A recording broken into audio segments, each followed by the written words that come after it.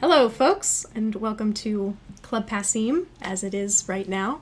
Passim is wherever you are right now because the club has been shut down since March, as has most of the world. If you aren't familiar with us, Club Passim, we're a nonprofit organization based in Cambridge, Mass. And right now we have been bringing shows to you online nearly every night of the week. And we're going to continue to do that until it is safe to get back in the club. So we are, we know that it's not the same as being together in person, but it's what we have now, and it's actually not that bad. It's pretty fun, and I get to work with my cat next to me now, so it's all good. For those of you who aren't very familiar with Passim, we bring, we're mostly a music venue, but we've also been partnering with storytelling series for the last several years. It has been Mass Mouth, but for the last couple months, since Mass Mouth has closed down, we have started a new partnership with Tell&Act with some of our old friends from Mass Mouth, and that's what we are going to be bringing you tonight. Is another series from Tell&Act called The Producers. But before we get to that, I just want to mention that the way that performers, musicians, and storytellers, and those of us who produce shows are making a living right now is through your support and your donations. So if you enjoy the show tonight, please consider making a donation to support both Passim and Tell&Act. You can go to passim.org/stream, and in the center of the webpage there's a yellow button that'll take you to PayPal, and we suggest a $12 donation for watching tonight. That's the normal ticket that you would pay if you were coming to the club to see this show as well. And consider, if there are a couple of you watching, maybe donate a couple times. But if you can't give anything right now, and I know holidays are a tough season financially as well, it's not about that. Don't worry about it. We are happy to have you here. We're happy to have you supporting us. And maybe share this stream with some friends that you think might also enjoy this. So thank you so much for coming out and supporting both Passim and Tell&Act. Now I'd like to introduce your host for this evening, one of the founders of Tell&Act, Anna Willis Collier. Hi, Anna. Hello, Abby. Thank you so much. Thank you to you, and thank you to Club Passim for hosting this wonderful show. And we miss you. We miss being there in person. We miss the basement and the wine and the food and just the people. Like, not being able to see everybody's lovely face is tricky. But we're soldering on, and it's lovely to see you all, or to know that you're all here this evening. Yes, my name is Anna Willis Collier, and I work for Tell&Act. I'm a founding member, one of the founding members, along with my wonderful partner and friend, Cheryl Hamilton.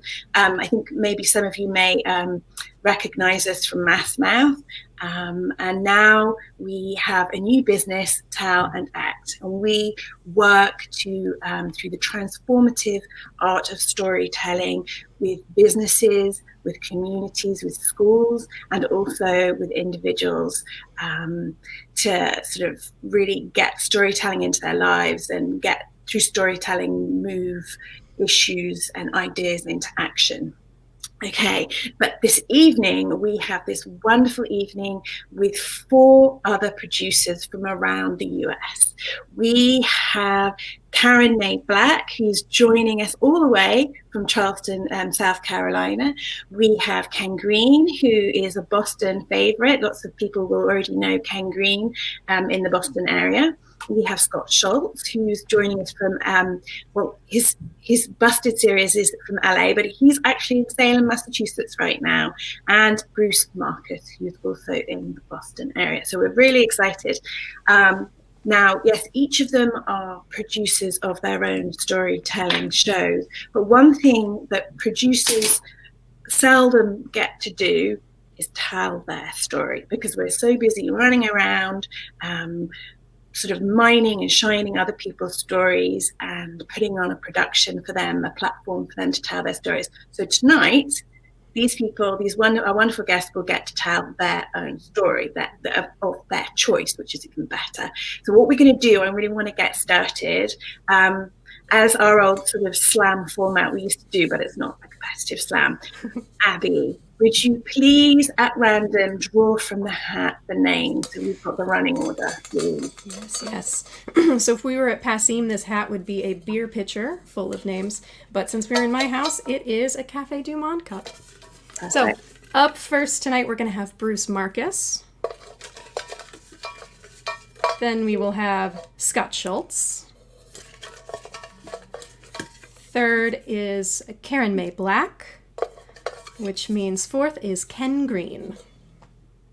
Marvelous. Okay, right. Are you all ready? Okay, so we're going to start with Bruce Marcus. Bruce Marcus is a co-producer and co-host of the long-running story series, The Story Space in Boston. He has been telling stories to audiences around New England and on a national level in bars and coffee shops for like 30 years. He's also featured on Stories from the Stage, which is the series, the national TV series that is produced by World Channel in collaboration with GBH Studios in Boston, and also us at Tell&Act. So without further ado, or you can get his full bio in the comments. Not sure which way it is, but they're there. You'll see them on your screen. So please, could we have Bruce Marcus on the screen to join us, please? Good evening, everybody, and thank you, Anna, and thank you, Club Passim. It's great to be here tonight. Well, I'm here all day, it's my house, but it's great to be here online with all of you and to get to share a story with you. And by way of introduction, I want to say that a lot of the storytelling that goes on around the United States these days is true life personal stories. A lot of series really put an emphasis on true life personal stories. They have to be true. They have to have happened to you. And the series that I'm presenting tonight, that I'm representing, is The Story Space. And at The Story Space, we have plenty of true life personal stories, but we also have folk tales, fairy tales, fiction, mime. People can read off of pieces of paper. Really, the sky's the limit. Costumes are fine, musical instruments. And one of the kinds of storytelling that I've done throughout my 30-year career is a lot of material in rhyme. And I've been a bit of an outlier. There aren't a lot of people around that are telling stories in rhyme. So I thought I would share that with you tonight. And one of the interesting things that's happened to me during this pandemic is I've Zoomed with storytellers all around the world, and I've discovered that there is a tradition of people composing stories in rhyme and reciting them in rhyme in England, in Ireland, in Newfoundland and Labrador, all over Canada, and they call them recitations. So thanks to this pandemic, I have found out that I've got brethren out there, and I am not alone anymore in my sharing of rhyming stories. The rhyming story that I would like to tell you tonight is a fairly well-known story from the Bible. It's my skewed version of this story that I call the Battle of Eden. Adam was alone and bored, and thus petitioned the good Lord. God, he said, I need a maid, a servant, pet, a household slave, someone who will wash my feet and feed me when it's time to eat, then do the dishes, bear my airs, and mend my fig leaf when it tears. You, who made me who I am, do this for me, if you can. God thought, boy, of all the jerks, this here's Eden, no one works. Looking back to the sixth day, I should have left him lifeless clay. Well, said Adam, speak your mind. Can you make a concubine? Someone who will serve me right and do my bidding day and night? Serve him right, thought God? Why, sure, I'll give him what he asks and more. Sleep, said God, and when you wake, beside you, you will find a mate. I'm not sleepy, Adam said. Give one to me now instead. Fine, said God. If that's your will, I'm happy to oblige. Sit still, because I'm going to carve her, Adam, son, from a rib. So let's choose one. A bison's, Adam said, at least, or maybe from a larger beast. No, God said, that will not do. I'm going to take one out of you. Out of me? But won't that ache? Yes, said God, if you're awake. In that case, Adam said, why, gee, all at once, I feel drowsy. And without another peep, he closed his eyes and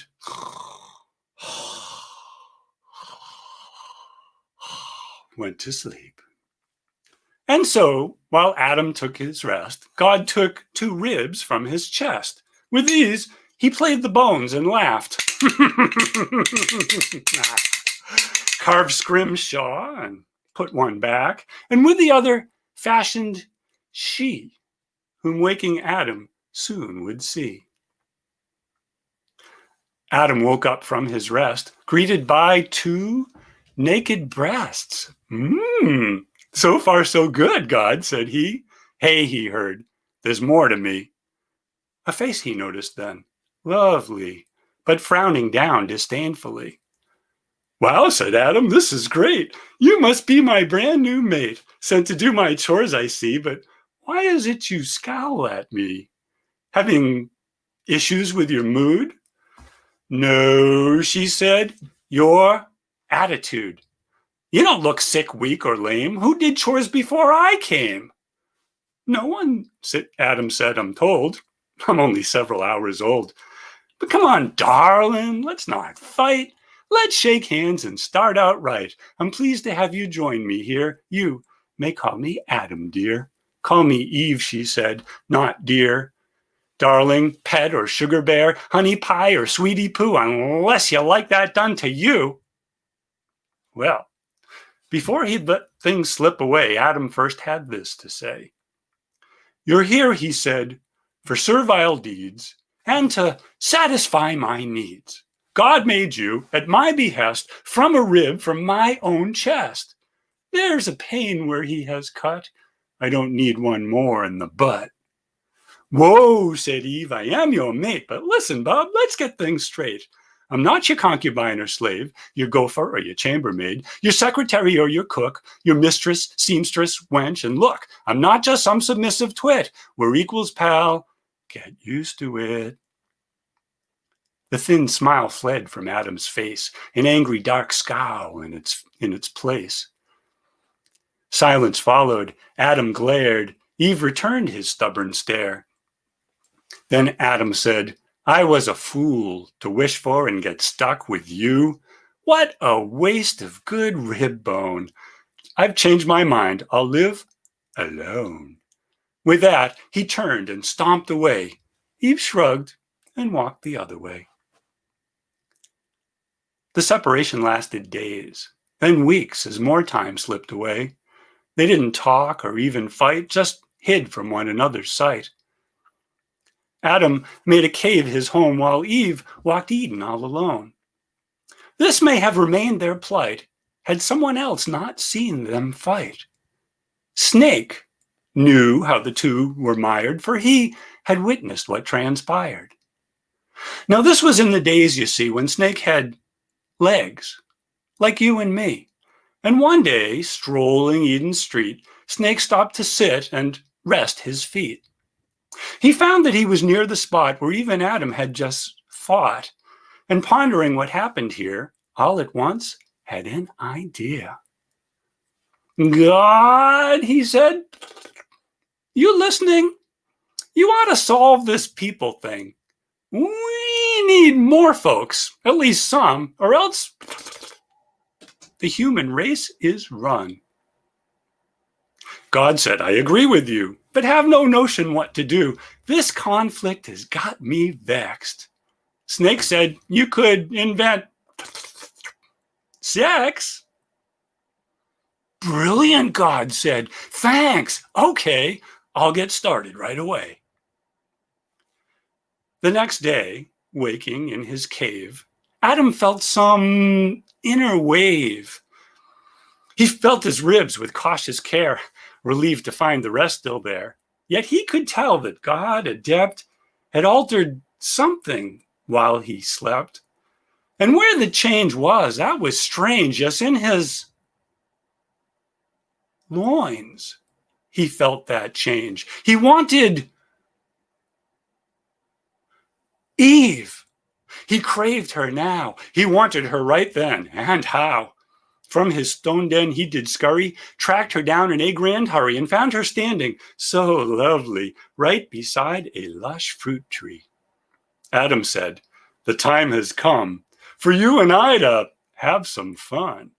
"Hold it," Eve said. "Stop right there. Come no closer. Don't you dare.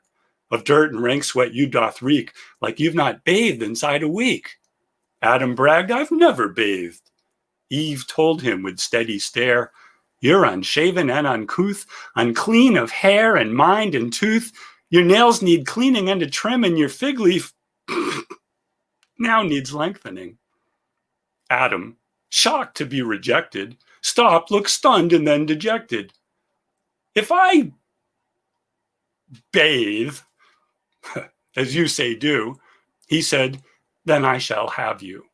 "Have me," Eve said. "You are crude. First, clean up that attitude." She then plucked something from the tree. An apple it turned out to be. She stuffed it into Adam's fist, said, "You want something? Here, have this." With that, this time she turned first and left, leaving Adam quite bereft, and with an apple in his hand. Not exactly what he'd planned. He took a bite, gulped down, and found it lodged in his throat halfway down. He coughed and gasped, and though he grappled, could not lose that Adam's apple. "God," he said. He moaned, "Are you about? This mate thing just ain't working out." "I know," God said. "What can I do? I'm afraid she's much too much like you. Or not enough like you, I guess. Either way, son, what a mess." After Adam had slunk home and God thought he was all alone, Snake popped up, stepped from his lair, revealing he'd been listening there. "Snake," God said, "there's trouble here. Have you any more ideas?" Hmm.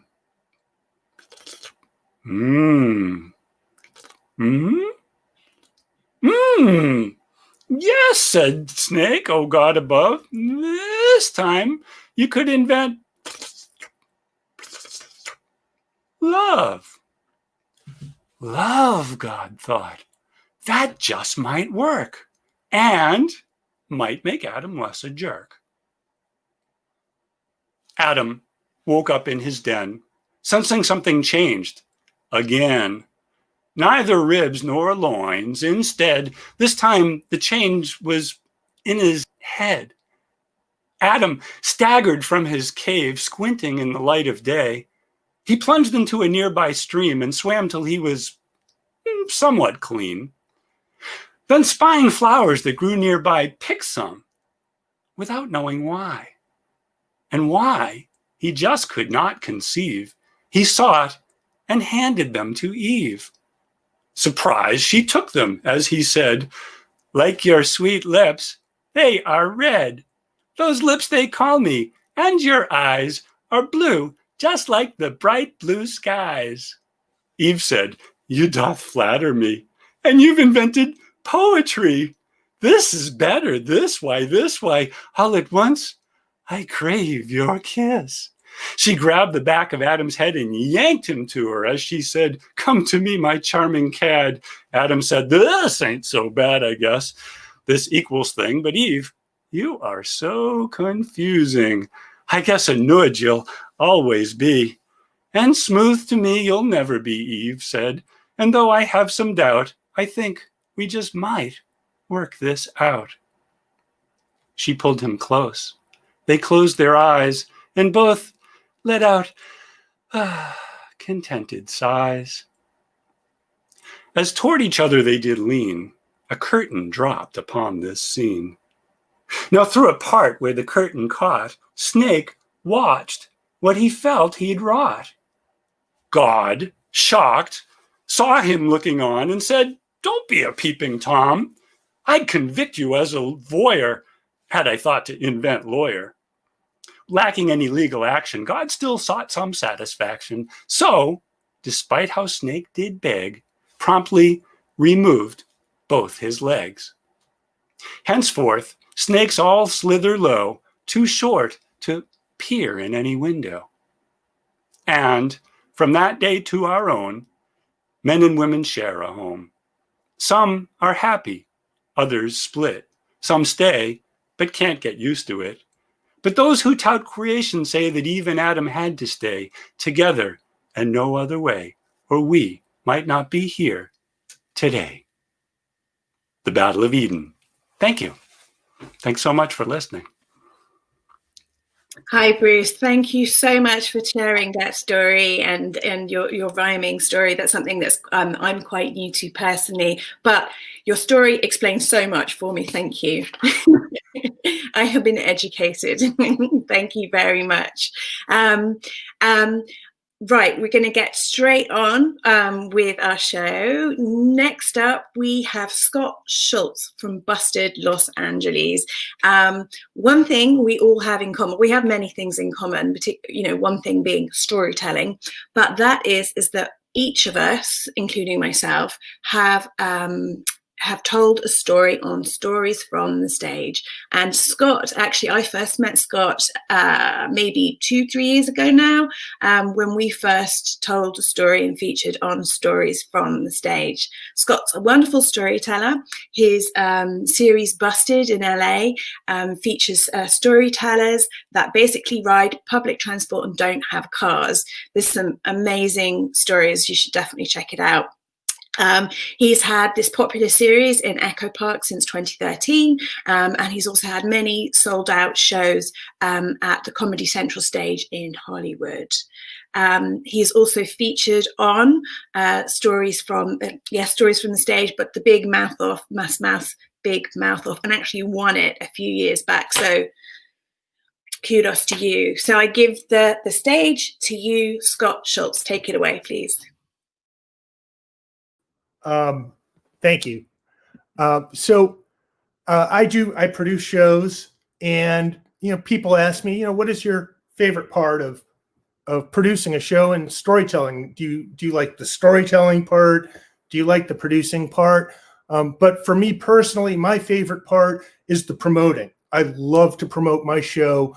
I look at the promoting of the show as the building of the community that shows eventually become a good show eventually becomes a community unto itself, like the Story Space, the show that Bruce came from, and Mass Mouth and those groups. And when I put my show together, Busted, it was kind of done on the fly. The theme was true stories about getting around LA told by people who don't drive. And that's the actual tagline. And as I put my first show together, I didn't have a lot of time to promote ahead of time, and the Moth happened to be happening down the street from my friend's house. So I stopped at his house on the way, and I decided to just make a quick flyer, because even a bad flyer is better than no flyer, because you have to let people know that the show's happening. And I figure anybody that's going to spend $15-20 to go to a storytelling show and drive in from the Valley or wherever, they might be interested in going to my show for free. So I just basically asked my friend, I'm like, dude, give me a black Sharpie and a piece of your copy paper, and I'll just write out the basics. So the flyer was basically all black and white, strictly Sharpie, just a sentence on the top, live storytelling in Echo Park. And then I wrote the name of the show, Busted, capital B-U-S, lowercase T-E-D, and a large scratch exclamation point. And then underneath it, I wrote in kind of just ballpoint, true stories about getting around LA told by people who don't drive. And then at the very bottom, I had the address and the date. Very simple, lots of blank white paper, kind of ugly and cheap, but whatever, show must go on. So I go to Staples, I print up a bunch of copies, I hand them out. People like it. Some people are like, oh, old school, because some people's old school is another person's last minute. And I'm just like, yeah, old school, sure. And I had some extra posters when things were over with after the event. So I hung them up in the general area of the event and put them on bus stop benches and telephone poles and places like that, maybe about 20 of them.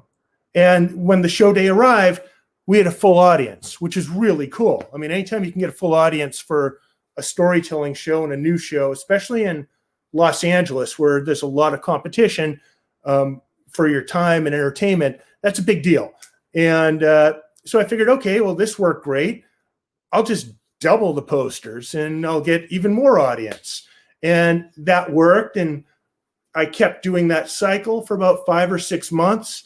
And we developed a pretty good little community and a steady, consistent audience. And we were even getting featured articles in the LA Weekly, which was the big alt weekly in Los Angeles, and the Daily News, which was number 2 of the LA Times. So there was something there, and it was really cool. And after about 6-7 months, I'm putting up about 100 to 200 flyers all over town. And to be honest, I kind of abused it.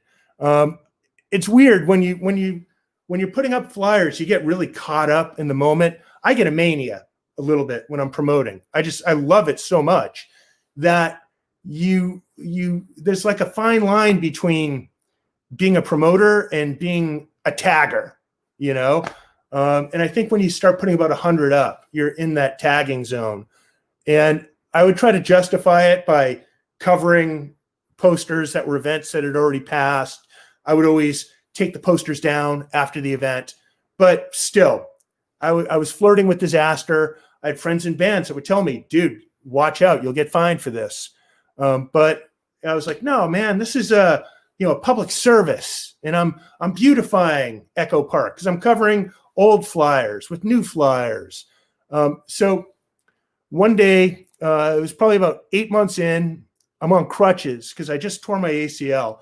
And I go to the bookstore where I have my event, and one of the owners is there, and she says, Scott, you have a letter from the city, and let me go get it. And I'm such a snowflake, like when it comes to promoting, that like in my mind, I thought I was getting a letter, like a thank you note from the city. Like I figured the mayor's office must have heard about this great community of storytellers sharing their tales of riding the bus, and and we just want to send them a thank you note, or maybe even like a calligraphy, like gold leaf, like little letter with my name on it that I could hang on my wall. And then the owner hands me the letter, and I open it up, and you can imagine my shock and dismay when I saw that I was being fined $550 for littering. It was $350 for one poster, and then $100 for 2 other posters that they found, with the warning that every other poster that they found from this point forward would be an additional $100 per poster. And I had about 250 posters up at that point, and I was on crutches, and I don't drive. And I didn't have $550. And it was like a gut punch to my psyche. It was really more like a nut shot to my psyche. I mean, I was pretty devastated by it, and I had to do something because, the bookstore is the one who ultimately pays the fine if I don't. So I wasn't going to allow that to happen. And I was hoping to dear God that they wouldn't find all those other posters, because if they found them before I did, that could be a $10,000 fine. And then my name would be mud, and I'd have to get out of town. And I considered killing the show. I mean, it's one thing to do a free show that you love for community. It's another thing to, pay $550 or more. So I talked to the owner, and I said, I'm going to appeal this. And the owner of the bookstore, she's actually one of the top talent buyers for indie rock bands in Los Angeles. It's one of the reasons I brought the show there originally. And she tried to explain to me, Scott, I've had dozens and dozens of bands that have gotten these fines over the years, And you can try to appeal, but none of these bands have ever won their appeal. So, you might as well just, suck it up, pay the fine, learn from the experience and move on. It sucks, but, that's just the price you got to pay sometimes for your art as a producer, performer. But I was like, I got to fight it. I got to at least give it a shot. And in the meanwhile, I had to take all my posters down and I had to reevaluate how I was going to start promoting shows again. So I couldn't afford to do Facebook ads or online advertising because I'm already looking at a $550 fine. And I don't have that kind of money because I wasn't making good money in Los Angeles. It was very hard. My industry had kind of shut down. And to make those hours up, I was going to have to basically go in a freaking telemarketing room for like $10 an hour, selling things I didn't like on a dirty phone. And I was not looking forward to it. And, so what I did was I kind of thought, like, what can I do? And when I went back to the bookstore, it was like a Friday night, and I had all these flyers in my hand that I was not going to put up now because I was petrified of getting, more fines. I started handing them out. Just, it turned out the farmer's market was on that corner of the bookstore on Friday nights. And by just handing them out, I was actually getting to talk to the locals. And when I had been in Boston years before, working with Massmouth, I used to hand out flyers in the bottleneck in Harvard Square, where the subway stop is in front of where the old Obon Pan was across from the campus, the Harvard Yard. So I was comfortable handing out the flyers. And then what I discovered was people would stop and they'd be like, "Oh, you're busted? I've heard of that. I wanted to see that. What is this?" Or they'd stop and they'd be like, "Oh, that's me. I don't drive." And it would give me the opportunity to chat with them. And as I was also trying to get them in the show, in my audience, I'm also trying to make them a storyteller. I want them to share their story. And it started working, and it actually made my show better because I was becoming localized, and the people that worked in the general vicinity on the block, at the restaurant, and the local clubs, the people who lived in the building above the bookstore, they all got to know me. They saw me out there all the time hustling, and no one else was handing out flyers. And so it just kind of became my thing, and I loved it. It was my favorite day of the month. And it worked. The audience got bigger and bigger, and we got Comedy Central stage and all that. Cut ahead 14 months, my appeal came up. It was finally time, and I still didn't have the money, and I really didn't have a case. I was talking with my roommate that day, and I'm going like, "Dude, I'm not going to win this. Like, my plan A is basically hope the inspector doesn't show up. My plan B is hope they lost my flyers. My plan C is divine intervention." And, my friend's just like, "Dude, you just have to present a good argument and you can win this." And I'm like, "No, nobody wins their appeal. This is Los Angeles. They want our money. There's no appeal victory. They don't show up or I lose." So I get to the building, and it's really weird. I've never really been in one of those clerk buildings, those in Los Angeles. Like, LA is a really glam city, just like you'd expect. But you go in one of these clerk buildings, and it's weird. It could be anywhere. They sent me to the escalator. It goes directly to the appeal office, and it's just this real thin escalator with like dim yellow lights. You can't even put two people next to each other, shoulder to shoulder, just one going up, one going down.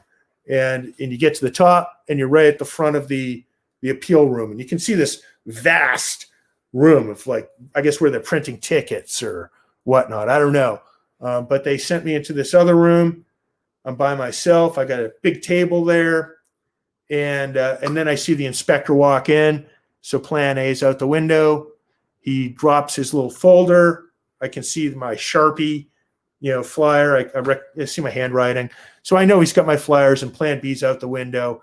And I kind of panic and I just start saying, come on, man, this isn't fair. It takes 2 seconds to take this flyer down and you're charging me $550. And it's not littering because I clean up after this. I don't even charge for the show. It's a community event. This is totally not cool. And then I got way too overboard. And I did the math. And I basically explained, like, you people are charging me what amounts to like $54 million an hour, and that is wrong, and it's criminal. And that was basically the legal equivalent of like hitting myself in the head with a rock. And finally, the inspector had enough, and he's like, "Are you done?" And he was upset. I offended him. And I just gave up at that point. I'm like, yeah, I'm done. And I had no energy left in me, and I knew I was going to have to pay this fine, and it was going to suck, and I'd have to put in 80 hours in a freaking telemarketing room or something, make it work, not promote for a couple months. And he explained why they charge so much, how they have a skeleton staff, like 3 or 4 people. And, it's a lot of work for them to take down these couple posters, and they don't know who I am or if there's 1,000 of them up there or what. And they're just trying to do their job. And I calmed down, and I'm like, no, I get it. It's not you. I'm sorry, if I offended you. And he's looking at this cheesy poster. It's got like 2 sentences and a word on it, basically. And he's like, what is this anyhow? And I start explaining, it's about the bus riders and, how, we all have these similar stories. We're all trying to get from point A to point B, and we don't really know each other, but we have these same stories, and it's an opportunity for us to commiserate or celebrate these moments and share our stories. And, and it allows us to realize we have more in common with each other than we have differences. And, that we're not crazy when we think this way, when we see this thing, whether it's amazing or crazy or shocking or horrifying or whatever. And, it's just a community of bus riders sharing stories, swapping stories. And that's all it is. And then the inspector, he says to me, you know what?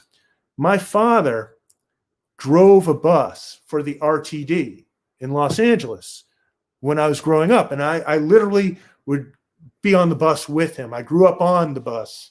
And you're right, it is a community.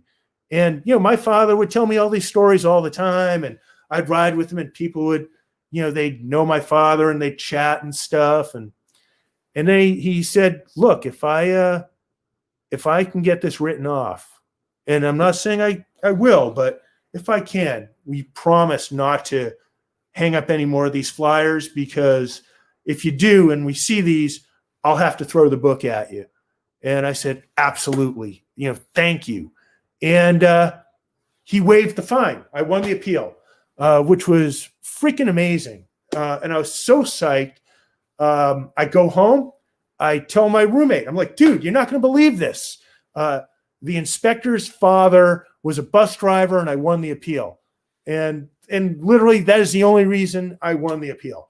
And my roommate says, no, Scott, you told the better story. And that's why you won your appeal. And I told him, dude, if that inspector's father was a plumber, my show would be down the drain right now. But to this day, up until the pandemic, every Friday prior to my busted shows, which is on the final Sunday of every month, I am out there on the street, and I'm handing out flyers, 200 flyers every Friday prior to the show. When I show up there, people are like, hey, Scott, is it the final Friday? Because they know I'm a fixture out there now. And boy, I can't wait to get back out on Sunset Boulevard in Echo Park and hand out some more flyers in 2021. And that's my story. Thank you for having me. Hope I didn't go too long. Yay! Thank you for sharing that story, Scott. And I loved that there was a silver lining, because I think we all need a good old silver lining right now. And I'm particularly connected, or your story particularly resonates with me and the whole busted thing, because, as you know, I also love to sit on public transport and talk to people, because you never quite know what you might find. Anyway.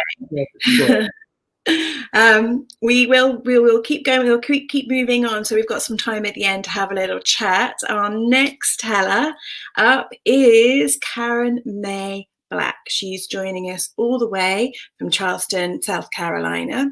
She is the founding member and the host of her own storytelling show, Truth Is. And those are truth stories told by everyday people. Also her day job, she has many jobs. In her day job, she is a filmmaker and founder and host of her own podcast. There we go. I lost that word for a moment. 31 minutes, best ideas for higher education and communications. Sorry, I stumbled there, Karen. Please, can we have Karen up on the stage? Hi, everyone. Anna, thank you. And also Abby, thank you. Thanks for having me. Thanks, Club Passim. Thanks, Tell&Act. I would normally correct you, and if you all can see my bio over there, it says erstwhile filmmaker. Did that for a little while, lived out in LA for a little while. But just yesterday, I started playing with my 6-year-old niece, playing dolls. We play all the time. It's her obsession. And I love the excuse to be able to still play with dolls. And we started having the Barbie dolls and other dolls make movies yesterday. So I guess I'm back to filmmaking, everybody. Yay. I just want to say, Bruce, I appreciated your lilting lyrical story. That was great. Religious rhyme. Yay. I've got religion in my story too. And Scott, I think that you look familiar to me because you've probably handed me a flyer before, either in Harvard Square by the T or in Echo Park. It's possible. So yeah, thanks everybody. I'm here in Charleston, South Carolina. Our show is called Truth Is. We have been running since February of 2016, monthly. And prior to the pandemic, we never missed a month. We're always on the 3rd Tuesday of the month. We're a free show, and I consider us a storytelling garden where we grow new storytellers. As Anna said, we have people from all walks of life, all backgrounds, who come together, and we've really created a storytelling family down here. In many ways, as we all know, storytelling can be cathartic. If you haven't quite found your artistic groove yet, or that thing that is your thing, storytelling can be that thing. It was for me. I started out dabbling in lots of other things. Tonight I'm going to tell you a story that I first told to an audience last year in January for the Charleston Comedy Festival. And little did we know in January of 2020 what this year was going to bring. So it's kind of fun to think back about this pre-pandemic tale. I've been telecommuting now for 2 years, roughly 2 years, and a couple of years ago, new to the telecommute, I decided I really needed a break from Charleston. So I packed up my little yellow car and I grabbed my little Chihuahua Howard and jumped in the car and headed north to Massachusetts, where I went to college, lived for a total of 14 years, and have lots of friends. And it was February 2018, and I decided, 2019. I decided in my weird kind of great lover of the indoors way and lover of winter weather that I was going to actually find a place to stay in Western Mass. To reconnect with the beauty of nature and winter time in the Berkshires. And I found a place to stay virtually for free for an entire month. And this place was luxury.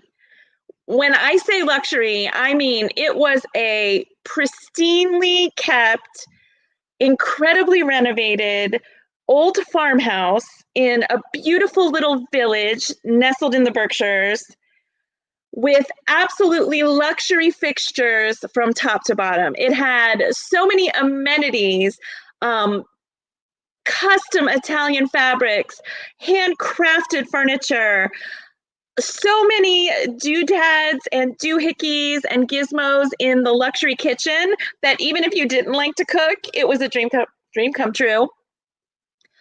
The kind of appliances that I can only dream of because they're so far out of my price point, right? Like even the ones that you can't pronounce. I mean, there's Bosch. I can get that one, Bosch. But you know, like then you get into the DeLonghi's or the Meals. And so I was salivating over this place and being able to stay there for $0 for a whole month to just kind of recalibrate, work from home, and see some friends in Massachusetts. So my very good friend Lexa meets me in the little town to help me unload my car and check everything out on day one. We're taking things in from my car, and she points to the wall, and it's 2 framed diplomas.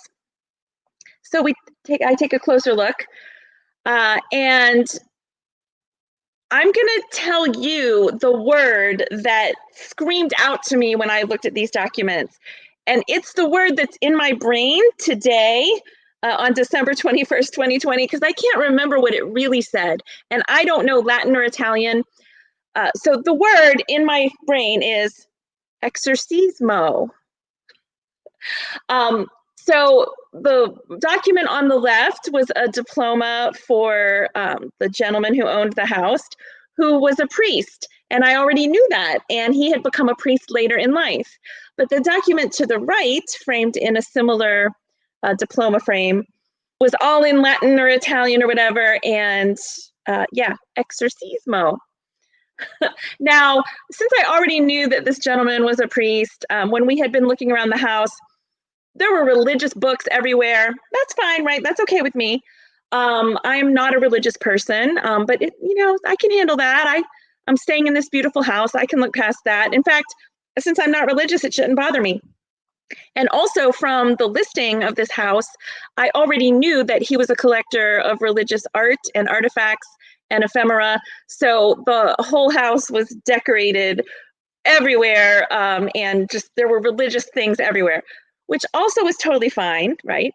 Until you maybe looked a little more closely at some of the artwork. Like, oh, look at this beautiful Renaissance painting of a priest who looks like a king sitting on a throne with a bunch of small boys at his feet. Yeah, right. But hey, the house was a beautiful luxury house, and I was getting to stay there for free for a month. So luxurious, so nice, you guys.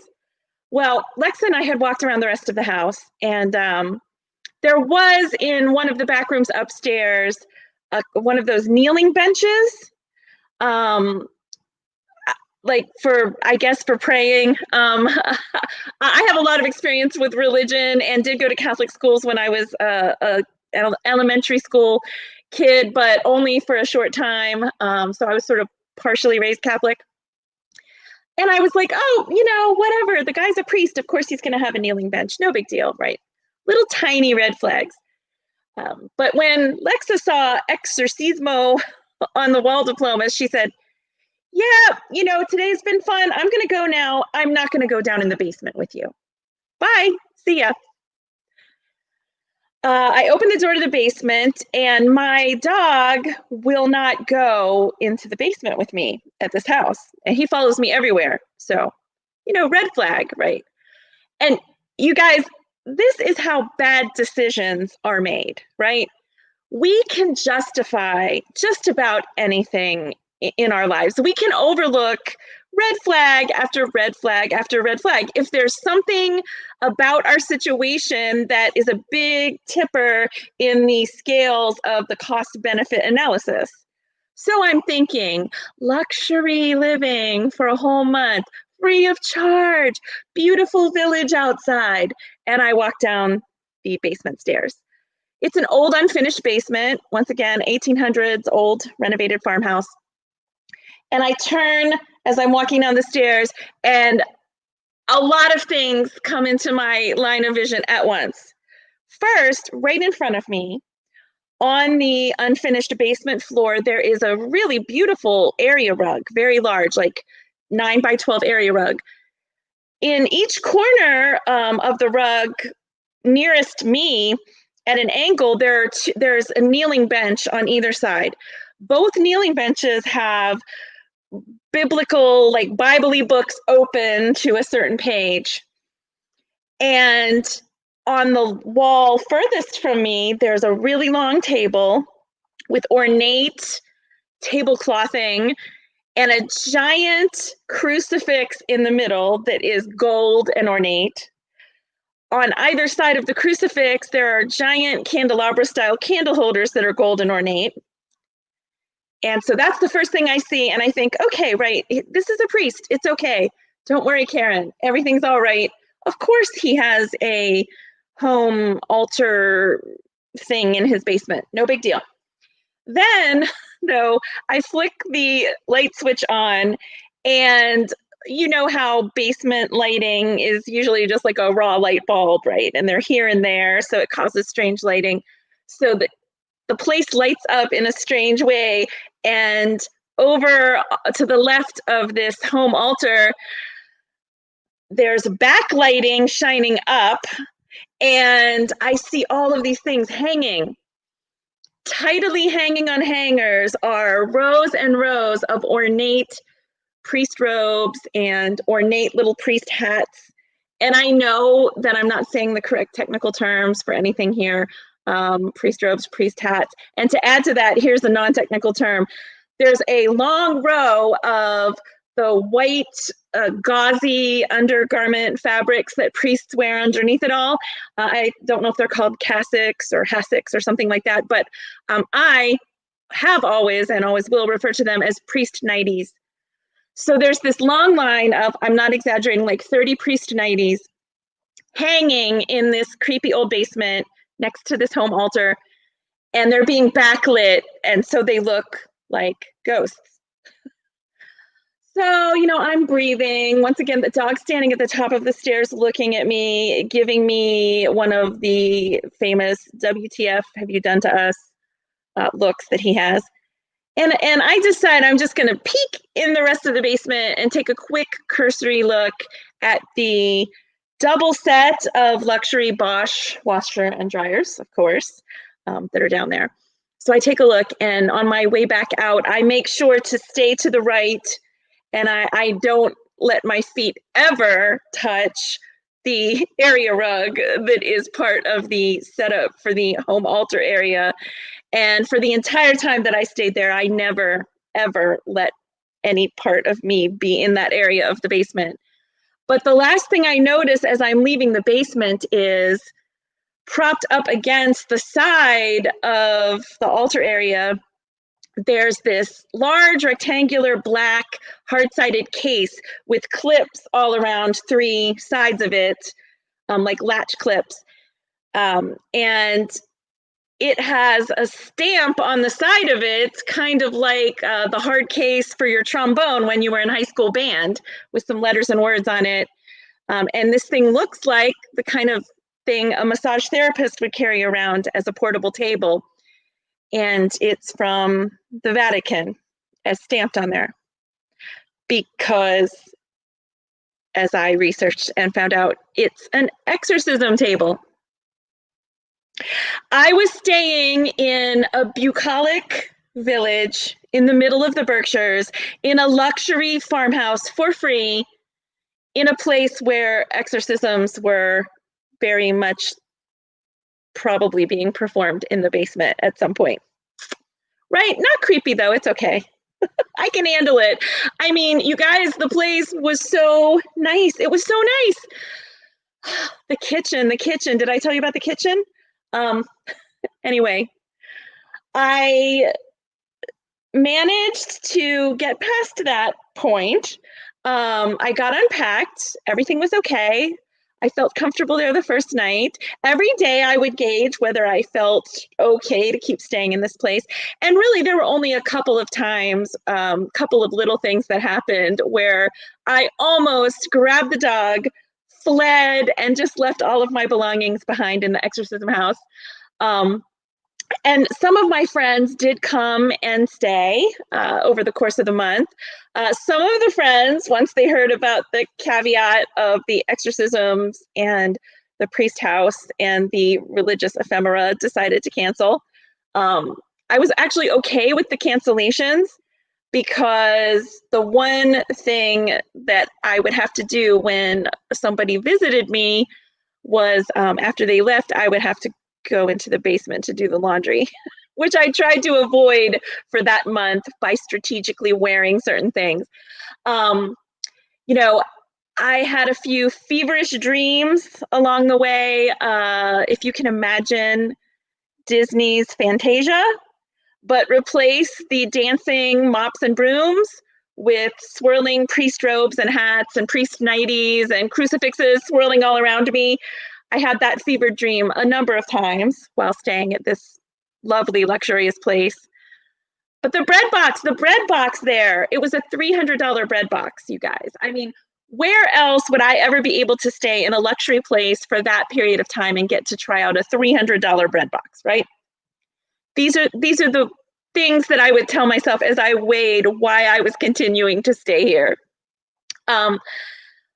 The one thing that stands out to me as probably the height of me almost running from this place was on a day when I had gone out into the little village, so cute with the little coffee shops and the little bookstores, and I did some grocery shopping, and I came home, and earlier in the day, before I went out, I had been trying to use the house's hardwired Sonos stereo system that was in every room.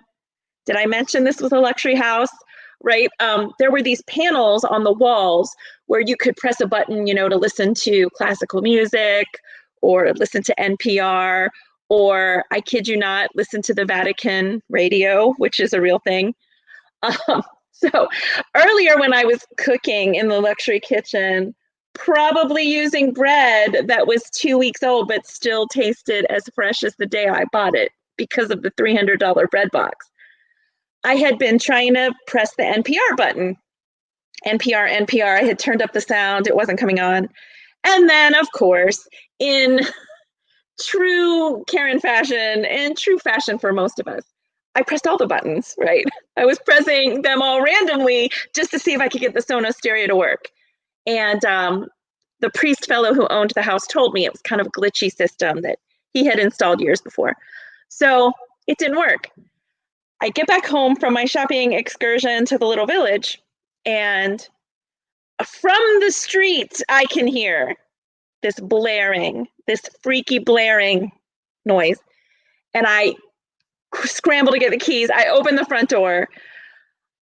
Blaring at insane decibels is Domino, Domino Deo! And my little dog is running around and it's hurting his ears and he's crying and it's absolutely insane. And I can't get it to turn off no matter what I do for what felt like 10 minutes, maybe it was 3. And I finally move this heavy, gorgeous, handcrafted, did I tell you luxury, piece of furniture, and I pull the plug out and the music turns off. And I have this thought right at that moment, I bet that's going to turn right back on again now after I unplugged it. But it didn't. And I survived the exorcism house. And I'm here to tell the tale to you tonight about that. So that's my story. Thank you, Karen. Whoa. You did say in your note when I contacted you that this was a bit of a creepy story. Yep. But I mean, a luxury house? I mean, exorcism must pay pretty well. I have a basement. No, I think I'll just carry on with storytelling. Okay, thank you so much. That was really, I'm thinking about that tonight. But we'll move on now. We are going to be moving on to our final storyteller and producer of the evening, Ken Green.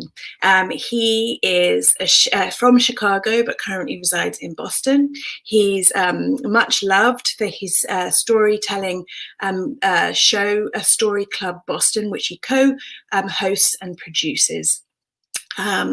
He is also he used to be a journalist for the news and sports, and now he's also a playwright. You can find more details about the plays that he writes and his current play in the link in the comments. So without any further ado, please will you bring onto the stage Ken Green. Thank you. Hey, how's everybody doing? Thanks for letting me on here.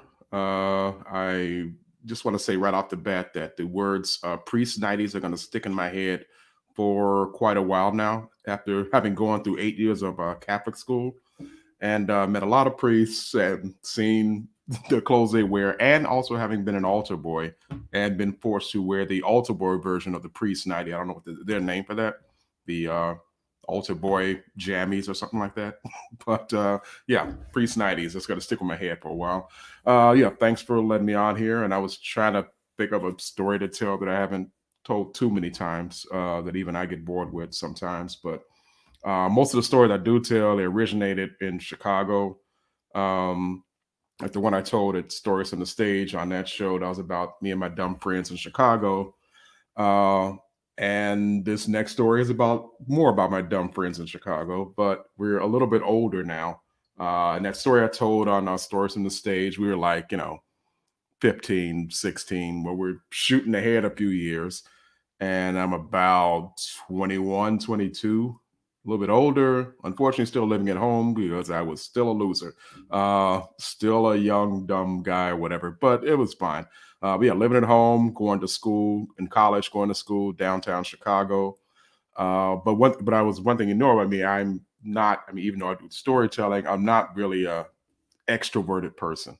I don't like to be the center of attention. I don't like, which is like so weird. You have to like post a show, you have to be the center of attention. But that's why I have a co-host and other people to do. They can go up there if they really have to. But I hate being the center of attention. I hate, people watching me.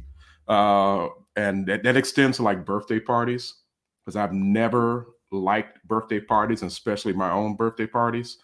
And I didn't like in general, because everybody I knew who was like with kids, I go to kids' birthday parties and they would turn into these obnoxious little brats, like they were king for a day or something like that, or king or queen for a day. And they thought that they could get away with anything because it's their birthday. And they were just running around like a little, I don't know if I can curse on here. I won't curse on here. I'll try to keep it quiet. But they were running like they were kings and queens or whatever. And they were like, wishing people into the cornfield and all that kind of stuff.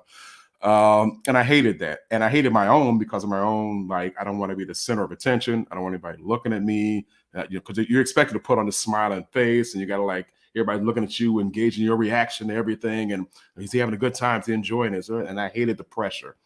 And it got to the point that when I was like, I don't know, 7, 8 years old, maybe a little bit old, maybe 10, I'll give myself 10. I just told I took her aside, like, look, I don't like birthday parties. You probably don't like having to put them together. Let's make a deal. No more birthday parties for me. And after she agreed, and after that, it was fine. I didn't have any phony set up birthday parties and people getting dressed up to come over and give me stuff.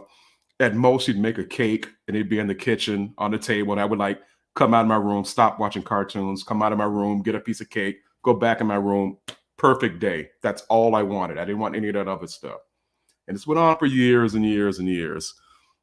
Until one day, like I said, I was about 22, maybe, going to college in downtown Chicago. And it was my birthday. But again, I didn't tell anybody at school. So it was like just a regular old day, nothing big. I didn't like, hey, it's my birthday today. And, where's all the things I'm supposed to get? And give me everything. I didn't want any of that. Sorry, I couldn't hear what you said. Oh, sorry. My phone's talking to me now. Hold on. So I was at school. Friend offered me a ride home. I'm like, cool. I go home, quiet night. It was like the middle of the week, like a Tuesday or something like that. Quiet day. They give me a ride home. I just go home, watch a little television, sit down, start another day tomorrow. So the friend gives me a ride home, drives me home, and he pulls around the corner to my house. And as he pulls around the corner of my house, like we have a driveway. It's like an old Chicago-style bungalow where like the big front room is the closest thing to like exposure. It's like this big, huge section with windows, and that's your front room, as they call it in Chicago. And a set of stairs leading to the front door on the side. And my friend pulls around the corner. And I also look and I see like my friend's cars. Like there's two of them in the driveway. There's one on the street. There's another one on the street. And I'm like, what are my friend's cars doing here? I'm like, what's going on? And I'm like, oh, that's weird. Maybe they're hanging out somewhere down the street or something like that. Like whatever. So I get out the friend's car, go up the stairs, and now the living room lights are on. Like I said, you have to walk out these little stairs to get into the front door. But you have to pass where the living room is. And there's all these windows, like a bunch of windows around. And I walk past the stairs and I go up and I ring the bell to the house because I didn't have my key with me. So I rang the bell, and also I hear like feet shuffling, and then the lights, boom, the lights go off in the living room. And I'm like, what the heck? And then it slowly dawned on me what was going on. Like my friend's cars are out there. The lights get shut off. I'm like, please don't tell me she did this. Please don't tell me she did this. She didn't do this, did she? She comes to the door. She asked my mother to answer the door in the dark, that's another weird thing. Like, why isn't there a light on in the house? Everybody's here. So I'm like, okay, yeah, this is going to happen. I said, no, what's going to happen? Get ready for it. She opens the door. Oh, hey, can come on in? I'm like, okay, I come to the door, and all of a sudden, surprise! And I was like, oh, great. And now you have to like fake that you're happy, which is too much pressure again for me on his birthday. I don't want any pressure at all, but now I got to like fake like I'm surprised, even though every single car of every friend I know is right in our driveway. I was supposed to act like I didn't see anything. So I come in and all our friends are there and like, hey kid, how you doing? Whatever. It's like, all my friends are in there hanging out and and they start backslapping and giving me hugs. Hey, what's up, man? What's going on? And they slowly one by one coming over there. And as they're coming over to me, I start sniffing around like something's weird here. And I kind of get closer to them, and I realized then that each and last every one of them must have smoked like a pound of marijuana, because the smell is overpowering. It is really strong. And I'm just shocked that my mother hasn't noticed it, or maybe she does. I don't know. But I'm like, what is going on in this house here? And it's like, it's in the house. So like, oh, and now why that's a little bit of a problem, because this wasn't 2020 where it's like legal silverware. This was way back. I'm not gonna say the year, but it wasn't 2020. I'll tell you that. And it was not a out secret to my mother, like, hey, we sneak off every now and then and, do something, illegal, and I didn't want to like have questions from her.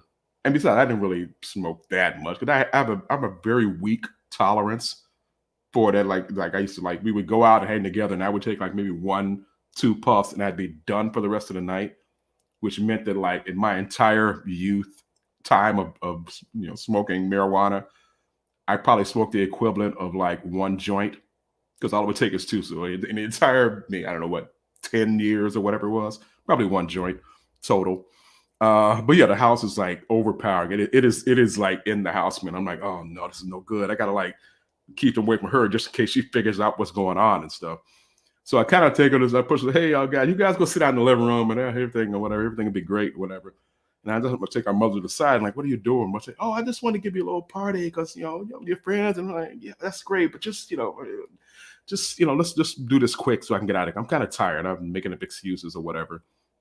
Fine, okay, she's tired. So they go in the living room and they're all like, hey, they're all like, talking loud, because that's what people who smoked a couple of joints do sometimes. They yell stuff back and forth and talk loud. And while they're doing that, she's bringing out like food to put on the table. And now she apparently thinks that we're, I don't know, 11, because she's bringing out like bowls of like hot dogs and popcorn and soda. I'm like, Mom, I'm 22. I'm not 11. You don't have to bring that stuff out. Oh no, it's fine. She brings out all this food and puts it on the table. Now, if you're a person, and some people may know, even if you haven't smoked marijuana before, sometimes it can, build your appetite up, let's say. So they see that and they make a beeline to the room, and it's a round table, and they're just going at it, and they're like going around the table, like just grabbing things. Where it's like you ever see a shark feeding frenzy when they just start circling around something? They're just going at everything. Like, okay, just let them eat this. Maybe they'll quiet down and you hurt them, get them out of here, just whatever. So I go to my mother and try to like help her do something in the kitchen. I also this uproarious laughter starts like whatever. Like I come back out. What's it? And I see one of my friends, Jeff. He's got a handful of potato salad, and I'm like, Jeff, what is that? What are you doing? And he's like, in his altered state, he tells me, "Oh man, I thought that was popcorn." I'm like, okay, that's it. Everybody, I had to wipe his hands off like a 5-year-old. Jeff, put down the potato salad. All of you go in the living room. We had enough. Let's go in there and we'll do something or whatever. So I'm helping my mother clear out the table. I'm like, Mom, just remember, I remember we did have this agreement. I was 5. Don't do this anymore. No more parties. No more anything. I know, but just it's a special. I'm like, what? Okay, fine. So I'm helping her clear up, and I hear another big roar of laughter. I'm like, what now? I'm like, I gotta get these guys out of it. They gotta go. So I go in the room, and Jeff is in his higher state of consciousness. He decided to up the ante, and he's on our coffee table at my mother's house. He's like, how can I put this? He's arranging a line of a substance that is snorted on our coffee table because, again, he's out of his mind. And I'm like, that's it. Jeff, and I'm just like, I've just smacked it all off the table. I'm like, I don't care how much you paid. I don't care. All of you, this party is over. You're all out. And they're like, oh, come on, man. And they're yelling and screaming, oh, come on, man. Let's have some fun. I'm like, no, out. And I started like slowly just like pitching them out the door like a bouncer in a nightclub. I'm just like, out, you go, you go, you go. And they're all out there, but they're all like still in a party in good mood. And they're out in our driveway on the street, like yelling, talking loud and revving their car engines. They're like, no, stop. We got people sleeping there. Try to go to work tomorrow. Get out of here. Stop all that noise. And just catch them out there and just slam the door shut. And like, don't just go away. Nobody comes back. Go back. And mother's there. She wants to know. He's like, oh, would you enjoy the party? I'm like, Mom, we had a deal. We appreciated you would stick to this. No more birthday parties. You can make me cake. You can do whatever you want like that, but just no more parties. This is it. No more. And it finally got through to her, and it dawned on her. And she hasn't thrown me a birthday party, or I've asked other people, never throw me a birthday party ever. And no one has. And ever since then, May 24th has been one of the greatest days of my life. Thanks. Thank you, Ken. That was really cool. I like that story. It made me really laugh when you said, I don't know whether my mum noticed, and because everybody just spoke to like probably a pound an hour, and I'm like, yeah, she did. I was wondering, like, yeah, I was wondering all these years, but yeah, she did. Have you never asked her? I was afraid to ask her. I was like, because if she knew, I was like, well, she knows they do. She must know I hang out with him. Like, I don't even want to get in that conversation with you. Today I might do it, but I wouldn't. Nah, back then I was like, oh, no, I was afraid of her. I'm still afraid of her. Oh boy, I'm afraid of her. I had that conversation with my mum, and my mum knew. Of course, she knew. Yeah. That's it. Well, I should have used your tactic, but yeah, I'm a mum of teenagers, and I'm like, I know, okay, I know. That was brilliant. Thank you very much. Could we have everybody back on stage now, please, Abby? There you all are. Hi. Thank you so much, everybody. This has been really, really cool. One thing I did mention earlier is that all of you, one thing we all have in common, apart from storytelling, is that we all have featured on Stories from the Stage. And I would urge anybody in the audience to look up all of the producers' names and go and watch their stories. They're truly wonderful. They're all very different, sort of cool, interesting, funny, and crazy stories. So please go check those out. If anybody would be interested in pitching for Stories from the Stage, we have just the thing for you. Tell&Act, the company that I founded and ran along with my partner Cheryl Hamilton. We have a pitch page on our site at tellandact.com. And if you go to the Stories from the Stage tab, it will drop down and you will be given, you'll be shown themes for the upcoming shows for the spring 2021 series. God, 2021, gosh. And they are Close Quarters, Missed Connections, Silver Lining, I'm looking forward to that one, Newsworthy, and Time Out. Okay, so get your clogs turning and have a think if you have any stories that might fit those themes. We'd love to know. We'd love to hear from you. And I have a small piece of breaking news, is that we are also now accepting pitch from past plumbers, all of you lot. So yeah, it's quite exciting. So we want to hear from you. We want to hear from you. We've got you out there, and of course our lovely panel here this evening. But before I leave you, I wanted to have a little chat between us, and I wanted to ask you, because I have all these genius brains here, storytelling genius brains. If I could ask for one, it could be a tip, a trick, a pet peeve that you just don't like and you want people to kind of stop doing, or an idea that you want to share with people about storytelling that could help in their storytelling, I would like for you to pick one and share one. Scott, you go. As a producer, and I produce a lot of different shows, not just Busted, but various shows around the city and different types of venues, and some shows get a little bit more competitive for people wanting to participate. And as you can tell by my story, I'm a very heavy promoter, and I believe in that a lot. And in Los Angeles, we have such a vibrant scene. There's so many amazing storytellers that there's very few people that are just a draw just by having their name on a flyer. So what I pay attention to a lot of the time when it comes down to that ultimate tiebreaker, beyond like setting up the show just right, is, do you promote? Do you promote your appearance? And I know who promotes, because I promote insanely to the point where I follow up to see who came from where. On Facebook, I can see who shared. I can see who invited who, like in the files. I personally pay a great deal of attention to it, and I wouldn't not book someone because they don't promote.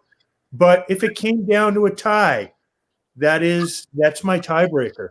Do you promote? I mean, do you care enough to invite your friends? Because I'm going to put in the work to put the best show possible for your friends that you invite. Brilliant. Yeah, thank you for that, Scott. Absolutely. Absolutely. I'm sure all of you kind of do something very similar.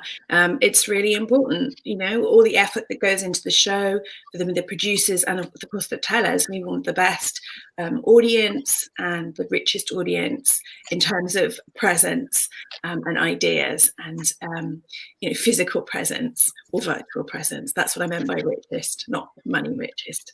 Okay. So would somebody else like to answer that question? Ken. Yeah, I would say to people, don't think you don't have a story because it doesn't involve something dramatic happening.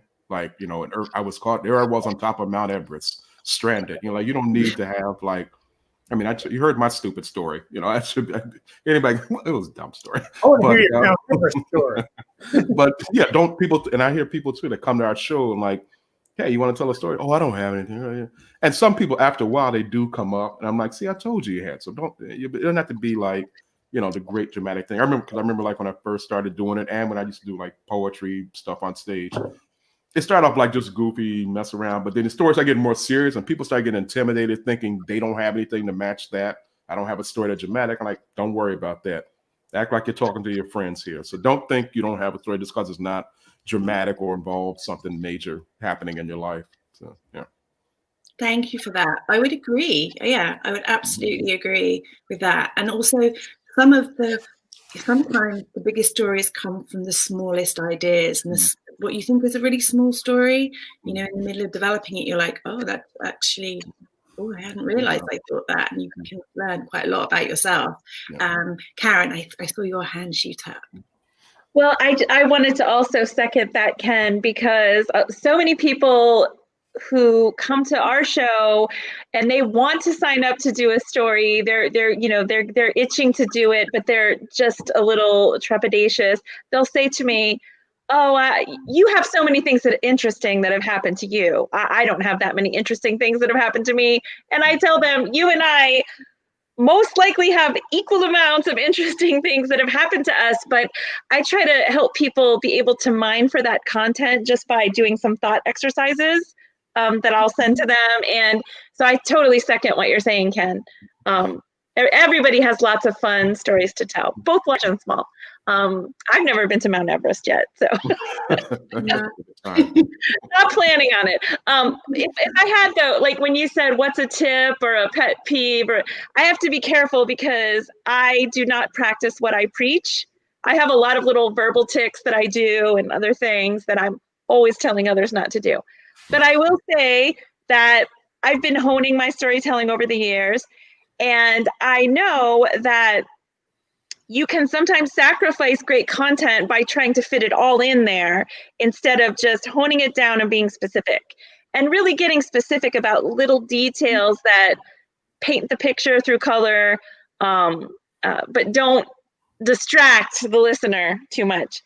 And there may have been somebody I met named Anna when I did Stories from the Stage, who honestly, I recommend to everyone listening tonight, pitch for Stories from the Stage. It is such an amazing experience. Anna, you and Cheryl and everybody that helped with the show like really took me to the next level, because I already thought I had done a lot of story honing to be that kind of specific person, but you really helped me see like what else could be left on the cutting room floor to really get to the heart of the story and color it with just enough detail to be interesting, funny, engaging, and all those things. Karen, thank you. That's very, very kind of you. And that's something that coaching is something that I think everybody, all the audience, if they're thinking about storytelling, always be open to coaching. I don't get coached as often as I would like, but we all can learn something and we can all be coached. And I think it is really quite remarkable if you have a good coach, seize it and run with that coach. It's brilliant. But thank you, Karen. That's really kind of you. And yes, please pitch for Stories from the Stage. Bruce, I would like to hear what you have to say. Well, a couple of things. First of all, when you're forming or producing a storytelling series or venue, understand that what you're really doing is building community. You are getting people together to tell each other stories. And when that happens, absolute magic happens. I was a bit spoiled in that for a couple of reasons. One, I'm a co-producer of the Story Space. We are a gang of 6. I have 5 cohorts that it's kind of a big job because we're a weekly venue. So we have to run this every Tuesday night of the year. We have an open mic during the first portion, 8-minute time limit, and then a featured storyteller. So that's been my job. It was my job alone for about 8 years. Now I've had a wonderful helper for the past couple of years to find a featured storyteller for every Tuesday night of the year. But the other reason I was spoiled is because the community was already existing when I took over with the gang of 6. We came into a Tuesday night storytelling series in Cambridge, Massachusetts, later on in Somerville, that was put together by late great storytelling legend Brother Blue and his wife Ruth Edmonds Hill. And they ran it for 18 years, and they had the first series in the Boston area. This was something big when they started this back in 1992. So we're winding down on our 28th year now. If I did the math right, I'm not a math expert. And so the community was already there, but we have been keeping the bellows going, keeping the flames burning brightly. And the other thing that I wanted to mention, the other bit of advice, is that don't be shy about going after big name storytellers. A lot of times all you have to do is ask people, will you come and perform for our dinky little venue for a ridiculous amount of money that you would never accept normally? And 9 times out of 10, they'll say yes. Yeah. Scott. As far as new storytellers, like with my show, Busted, my main show, we'll always have a book portion, and then I always let everybody who wants to go up at the end of the show, because I have the luxury of time at my space. And coming from the Story Space where I started out, I always kind of had that anybody can go up, point of perspective to storytelling, because I've always tried to take that element with me to Los Angeles. And what I typically tell people, whether I'm meeting them on the sidewalk or if they're in the audience, because a lot of people don't, when they show up, they don't even know they're going to a storytelling show. Because I mean, my show is a 5 p.m. show on Sundays, like in the center of like the hipster part of town. So people sometimes will just wander in, and then next thing you know, I'm bringing them up on stage, and and I just let them know, hey, you don't have to be a rock star, you don't have to be David Sedaris your first time up. Just a lot of times I'll say, like, these stories that you're hearing, they might inspire you and remind you of stories of your own. If they do, come up and share it, and they see enough people go up, and our audience is so supportive, again, because I've tried to make them very similar to the story space, because that's where I started, because you always go back to where you start. I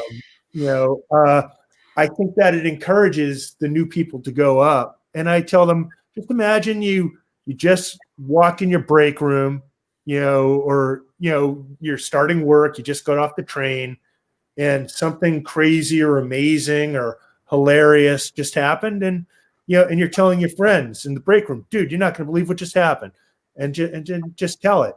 And it doesn't have to be great. You don't have to be perfect. You can always shape it later.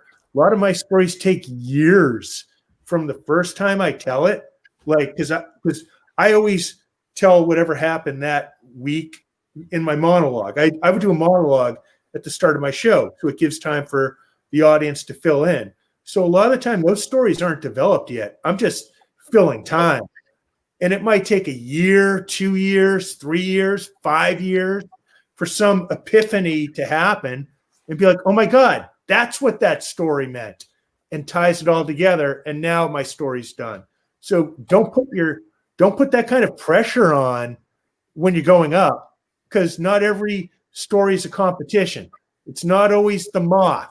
It's not always, WGBH nationwide television. Have fun with it. Yeah, I really like that idea. And I like one theme I see amongst everybody is that storytelling brings community together. And, one thing I can feel from all of you is the encouragement to the audience to tell stories. And you're telling them that it doesn't have to be perfect, that it doesn't have to be a trip to Mount Everest. It is, the storytelling space is also very, very humble and very supportive and embracing. It's a beautiful thing. It brings people together, and it shares the coolest stories and ideas that you perhaps never would hear otherwise. So yay, storytelling. I would also say, I was going to add one tip as well. It's a practical tip. If you're wanting to get in storytelling, or you're wanting to improve your storytelling, and that is record yourself. Stand in front of the mirror or some friends, record yourself, or it could be on the voice of your phone, it could be on a video, and just watch it. And it's horribly uncomfortable to start with, but you get over it. And this is one of the most powerful ways of improving your storytelling. You will find that you will self-correct. You will say, I think I said that 5 times, or I forgot to say this, and that's really important. I'll put that back in. And I would urge you to do that. Okay. Yeah, that's my tip. So I'm going to actually have to wrap everything up tonight. It's time up, but thank you to all you all. Thank you, Karen. Thank you, Bruce, Ken, and Scott, for all coming together and sharing your stories and your tips. And thank you to Club Passim for hosting and allowing this wonderful platform so we can share safely virtually. I wish you all happy holidays and be safe. Pitch your stories, tell your stories, and I'm looking out for you. So bring it. Thank you. Thank you. Good night, everybody. I will repeat many of Anna's thanks. Thanks to our performers for tonight and for sharing some of your stories and your wisdom. Thanks to Anna and to Cheryl Hamilton for putting this together. This is going to be a continuing series with Passim. So what are we on, the third Monday? Is that what we're doing? The third Monday of every month. You can come back here to Passim on our Facebook, our YouTube, or our website if you'd like to see more stories and more producers. Just a reminder, if you enjoyed the show tonight and you are able to give, you can go to passim.org/stream and donate to support both Passim and Tell&Act so that we are able to keep bringing you stories like this wherever you are. Eventually we will get this on stage, but a little silver lining for you, just being able to bring together people that aren't all in the same place is one of the perks of, and having a cat in my way, is one of the perks of doing shows like this right now. So we hope to see you all in the club soon, but until then, we will be here every month. So thank you folks for coming up, and we'll see you next time. Thank you too.